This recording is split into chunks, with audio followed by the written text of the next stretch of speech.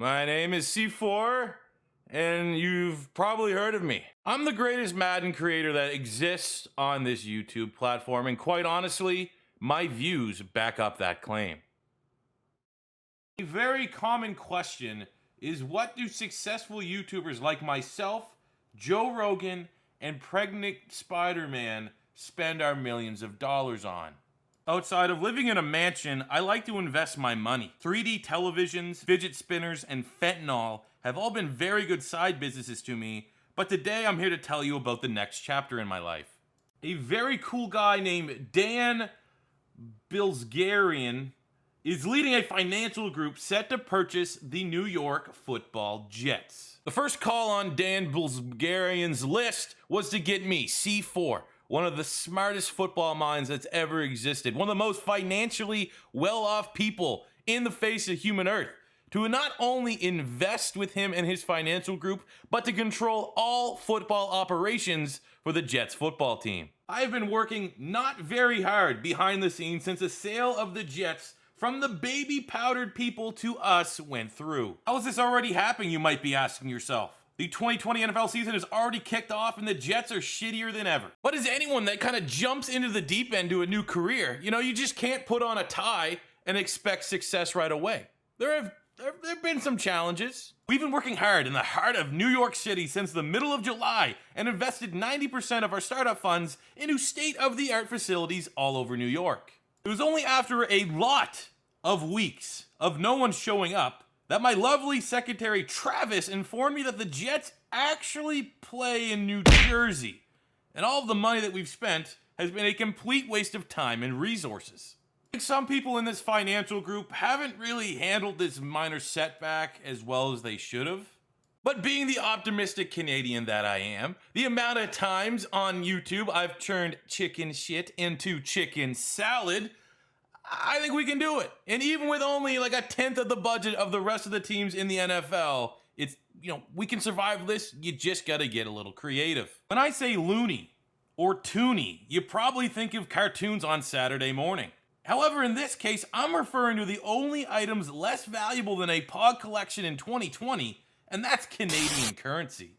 Football in Canada is fucking awful. The field is bigger for no reason whatsoever. You have 3 downs instead of 4, and there's something called a rouge.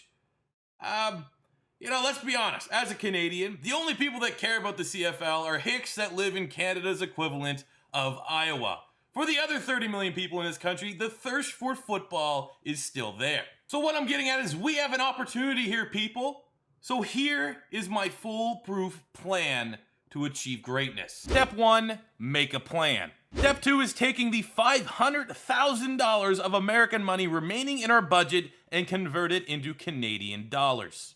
Step 3 is, now with over $300 million in Canadian currency, purchase land on the outskirts of Toronto and begin the relocation process. Step 4, COVID laws prevent Canadians from international travel, so we'll have to forfeit participation in the 2020 NFL season. Oddly enough, upon hearing this news, in Las Vegas, Jets Super Bowl odds actually increased. Step 5, the NFL salary cap is roughly $200 million. We're currently sitting at this negative $75 million, so yeah, some cuts are gonna have to be made. And I'm gonna be honest with you, I'm starting with this state-of-the-art robot who has not stopped staring at me since we bought the team. Step 3, find players willing to play for league minimum contracts. Easy. And last but not least, step 9. Mr. Bilzerian said something about pink slippers, so I've gone ahead and ordered the softest pair of pink slips that I can find that only could rival the softness of the New Orleans Saints fan base. So the first true step was the relocation process of the New York Jets.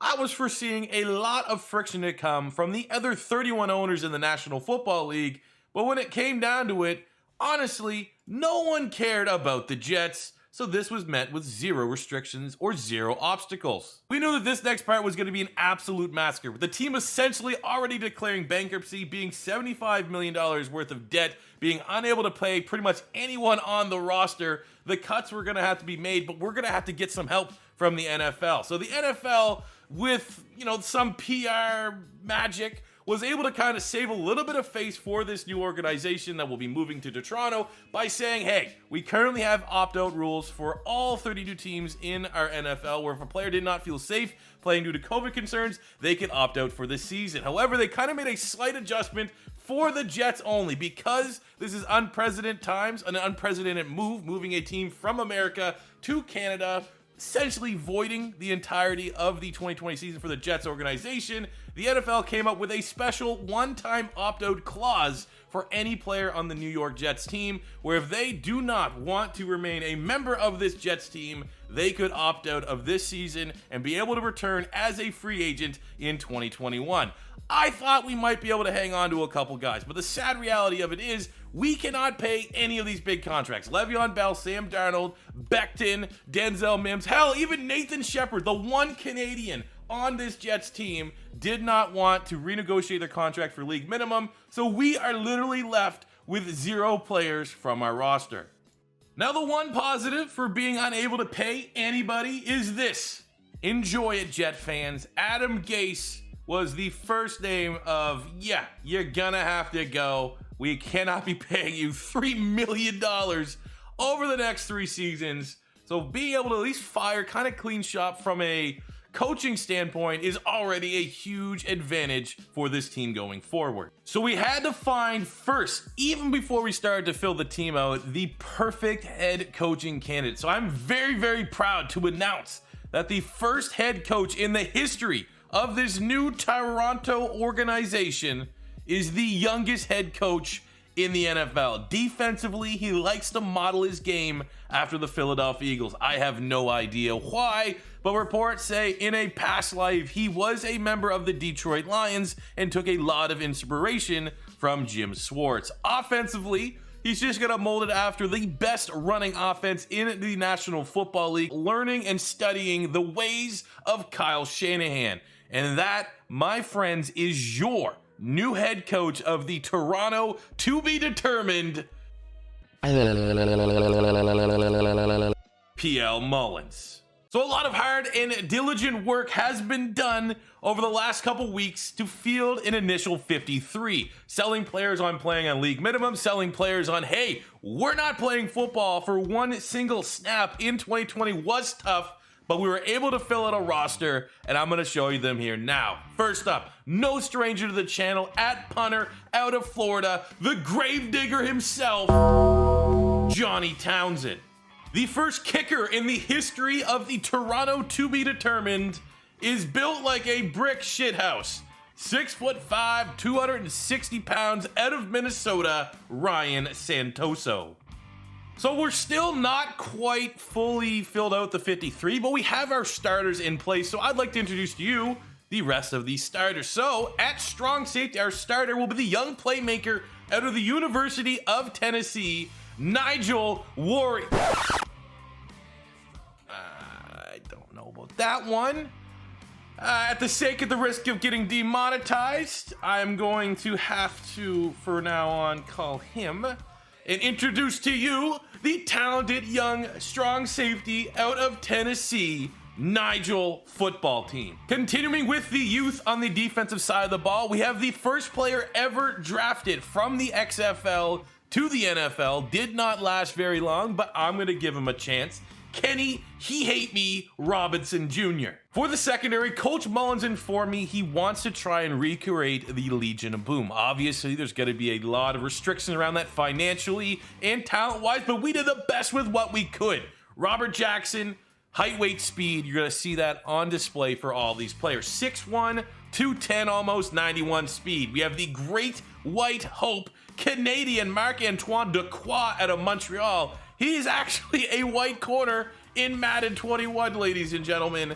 I'm telling you right now, he's going to find a way to start. You've heard of Steph Curry? Well, we have Steph Denmark. If Steph Curry's the chef, Steph Denmark's the line cook. 6'2", 220, 91 speed, 94 acceleration. We have Chris Westry, formerly of the Dallas Cowboys, 6'4", 200 pounds with 94 speed, 91 acceleration, and a familiar face for just about everyone watching this. Obi Melifonwu took the world by storm 4 years at the NFL Combine, kind of busted his way out of the league. We're giving him an opportunity to make the most of a second chance. 6'4", 224, 92 speed, 93 acceleration, 96 jumping. Coach Mullins has his work cut out for him to coach these guys up, but you kind of see there is some potential here. Our starters at linebacker, first at right outside linebacker, we're going with Vosean Joseph, the former draft pick of the Buffalo Bills, released. Maybe there's some Gator bias. PL Mullins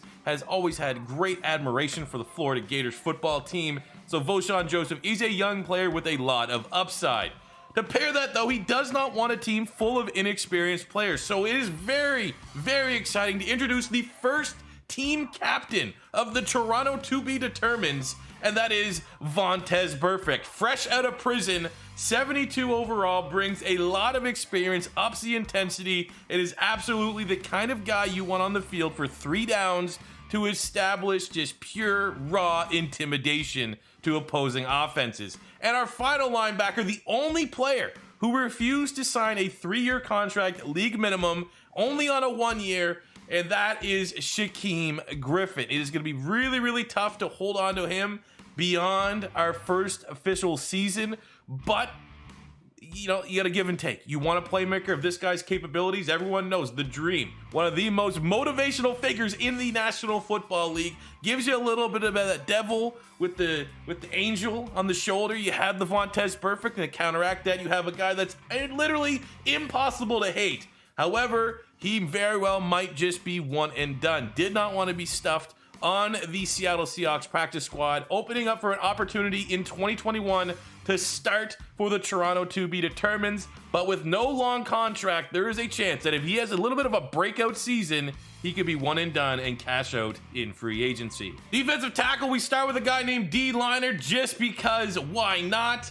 We also have rookie out of Ole Miss, Benito Jones, because at the end of the day, myself, C4, have some decision making. It's very much a collective effort between myself and PL Mullins, but there was a time I did a rebuild where Benito Jones liked the tweet of the video. So yes, he will be here at defensive tackle. And we finish up with a little bit of Gator bias. Former Chicago Bear, Jonathan Bullard. He's going to be eating up all the running backs for this Toronto defensive line. On the defensive line, 2 surprising players will be our starters year 1. First up, we have Jamal Davis, the third out of Akron. He just showed up, 6'4", not the ideal length we were looking for as a DN, but he brings great burst, great tackling, and he chips in with some pretty solid finesse move. All right, 67, it's better than a lot of guys, so we are going to be having him start and have an opportunity to hit the ground running as our first potential franchise edge rusher. And at left defensive end, the rookie out of North Dakota State, Derek, can you dig it, Sucka? I mean, they got some upside there. Absolutely a guy. If you look at the tape from North Dakota State, they don't just produce quarterbacks. They have some nice edge rushers. He can pin his ear back and attacks the opposing backfield with a thirst for blood. That's exactly what we want on our team.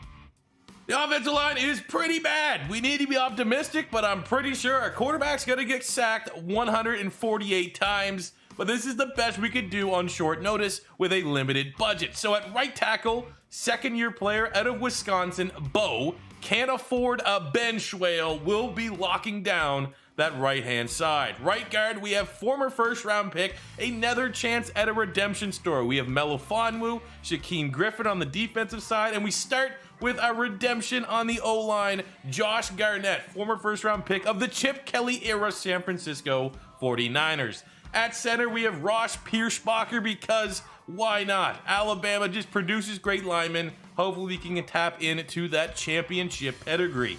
Left guard, we have a man who for sure has 8 bodies in his basement, Patrick Morris, kind of becoming a little bit of a legend on the channel. We know he plays better than that 62 overall. And at left tackle, the rookie out of Auburn, the Fresh Prince himself, Prince Tega Wenogo has a whole lot of upside, little bit of an injury concern coming out of Auburn, caused his draft slip, caused the Philadelphia Eagles to let go of him and try to stash him on the practice squad. Too much of an opportunity, too high of a ceiling for me not to jump on the opportunity for PT Dub to become a franchise tackle. Finding our tight end was very, very easy, as this is a guy that I have used on my YouTube channel. There's no way he would not translate into the real deal, and that is a star from countless Madden 20 series, Caleb Wilson out of UCLA. This guy just has an insane catch radius. Under the hood, there are hidden stats that make him one of the most underrated and value tight ends in Madden history. Our starters at wide receiver might not be necessarily household names, but I think they're going to turn some heads. We have our slot wide receiver, Greg Dortch, second-year player to Wake Forest, 65 overall. The thing that caught, the 90 acceleration, the 85 catching, the agility is good, the short routing is solid, and the 91 change of direction, he can make you look foolish. Also offers a little bit in terms of a return man. Another opportunity at a redemption story, the former first-round pick of the Chicago Bears. What could have been? Well, let's see if he still has a chance to turn around. He's only 28. I'm 28. I feel like I'm a solid, 7 months of Nutrisystem away from becoming an all-pro linebacker. So I don't think if I can do that and I have that mentality and belief, I don't see why Kevin White could not. He's 6'3", 215 pounds, absolutely a guy that we could stack on the outside and stretch the defense and make some plays. A chance at a redemption, I'm always up for it. And the big dog, maybe the most prolific player on this offense, he said single-handedly my tweets, C4's tweets, during the draft season got him drafted to the Arizona Cardinals, and this is the least he can do to repay me, is signing with our project. Hakeem Butler out of Iowa State, 6'5", 227 pounds, 71 overall. We got 88 speed, 84 catching traffic, 87 spec, 87 jumping. This guy is an absolute animal, and I think under the tutelage of PL Mullins can become an all-pro. And our starting running back, an absolute monster, son of a pro wrestler, a man who at his pro day, 448, 35 reps on the bench press, almost 10 yards a touch, Bronson Rechsteiner. When you see what this guy brings to the table, you understand why a pure power back like PL Mullins identified him as the guy. 64 overall, 6 feet tall, 230-pound power back at Kennesaw State. We got 75 break tackle, 90 acceleration, 78 carry, 85 truck, 85 strength. This is a man, even 66 catching. This is a guy that I think could be the next Peyton Hillis.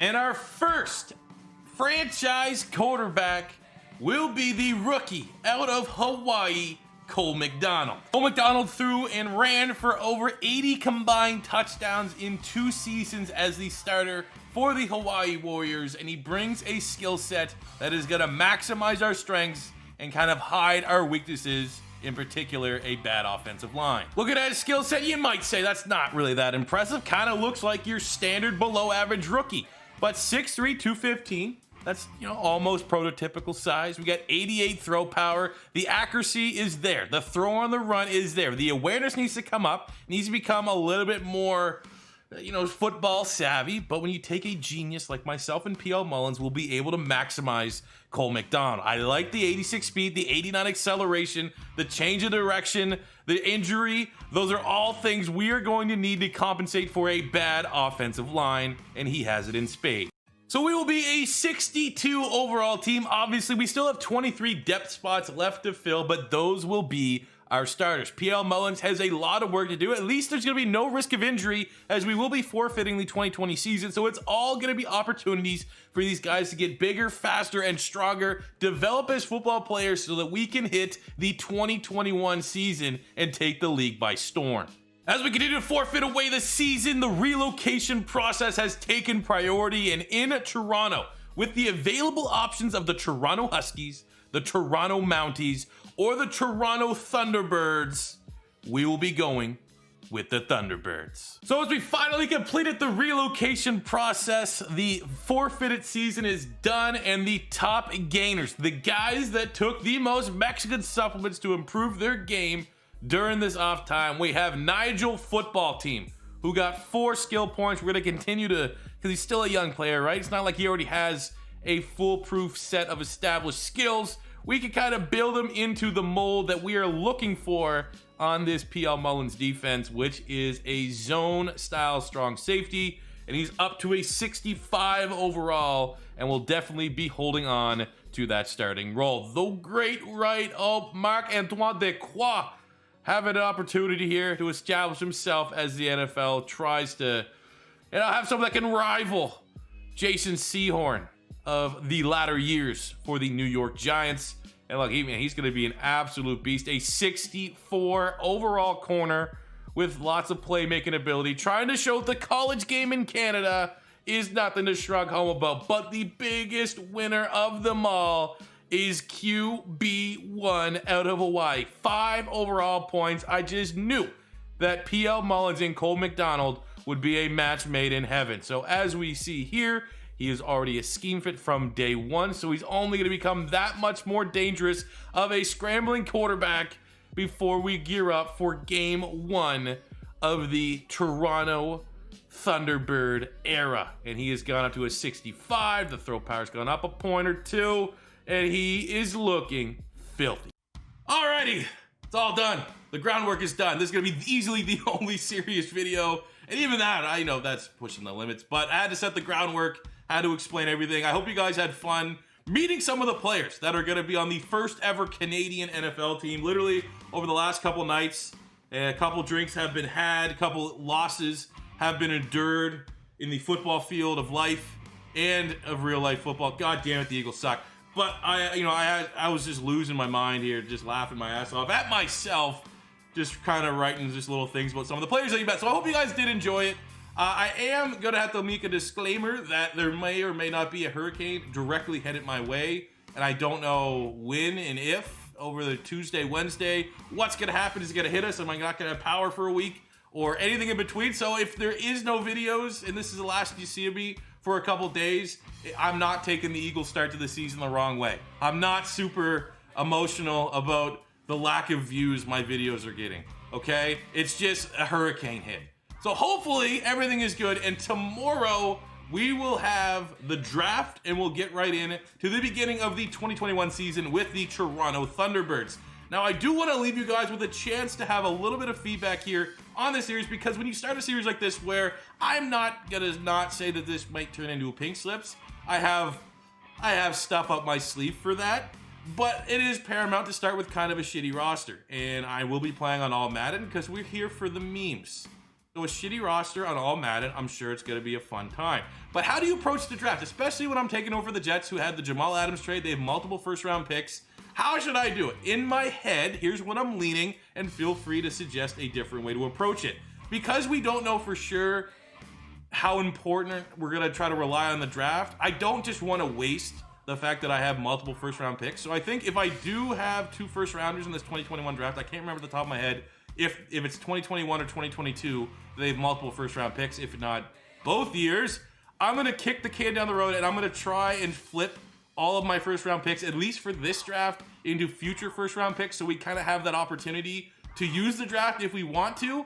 But how I'm going to approach this draft is once I offload those first-rounders, 2nd, 3rd, 4th, 5th, 6th, 7th round, I'm going to treat it as priority UDFA. Because we were forfeited from the 2020 season, we also should not be able to draft anyone. I feel like that makes sense. However, I don't just want to trade all my picks and just have an assload of picks. So all of my scouting that I actually have done so far has all been UDFA talent. There's some pretty good guys, but we're just going to act like all of my draft picks are like prioritizing UDFAs, and the fact that, being Toronto, we probably would have priority at the first stab at all the guys that went undrafted in the draft. So that's kind of how I'm thinking for this draft, the 2021. We trade our high-end picks for future picks until we decide for sure how we want to approach the draft in this series. And then the second round on, we'll just act as UDFAs, and I can only draft players that were projected to go undrafted. So I'm excited. We will have, I'm going to run to the beer store so that tomorrow's video is going to be in beer store here in Canada, is actually where they also sell other stuff that makes playing Madden a little bit more tolerable. I will get that stuff all on deck to record the next episode So let me know your guys' feedback. I'm glad you guys are digging this. I literally had my buddies, my girlfriend were like, man, people are loving that stupid video that you posted up. And I was like, you know what? Let's run with it, man. Let's have some fun with it. So we will be back tomorrow, barring a hurricane, because it's 2020, just destroying my house. And still, with how the Eagles have started, I think I would rather that at this point in time. But if all that stuff goes well, I'll see you guys back here tomorrow. Thanks for watching. Thanks for the support. I'm glad that you're enjoying it. Subscribe if it's your first time stopping by. Smash the like button if you're hyped, because it helps it out on old YouTube and gets this video above, you know, just shitty clickbait stuff that's always just on the first page of Madden YouTube. And I'll see you guys on the next one. Peace out.